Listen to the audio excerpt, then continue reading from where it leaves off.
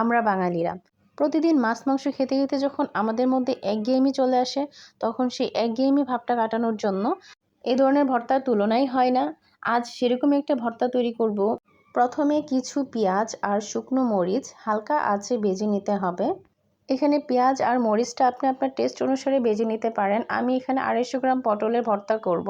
250 গ্রাম পটল ভালোভাবে ধুয়ে পরিষ্কার করে স্লাইস করে সিদ্ধ বসাতে দিয়েছি আরেকটা প্যানে। পটলটা খুব ভালোভাবে সিদ্ধ হয়েছে এবং পানিটা পুরোপুরি টেনে নিয়েছে। এখন এই পটলটা ঠান্ডা হয়ে যাওয়ার পর পটল থেকে বিচিগুলোকে আলাদা করে নিতে হবে। পটলটা যখন আমি ব্লেন্ডারে ম্যাশ করব যেন বিচিটা না ভেঙে যায়, সেজন্য এটাকে আলাদা করে নিয়েছি। প্রতিটা বাইটে বিচিটা পড়লে খুবই ভালো লাগবে। আবার আপনারা চাইলে এটাকে পাটাতেও ম্যাশ করে নিতে পারেন।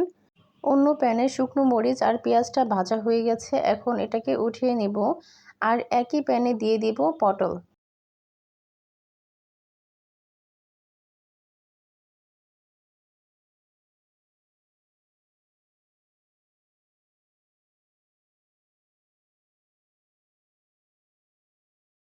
এখন পটলটাকে হাই হিটে 2 থেকে 3 মিনিট সতে করে নিচ্ছি।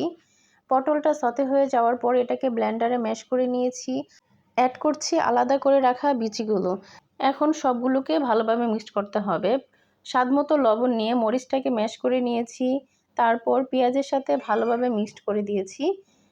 এখন দিয়ে দিতে হবে সরিষার তেল। আমি এখানে দিয়েছি 2 টেবিল চামচ পরিমাণ সরিষার তেল। এখন ভালোভাবে মিক্সড করলেই তৈরি হয়ে যাবে পটল ভর্তা।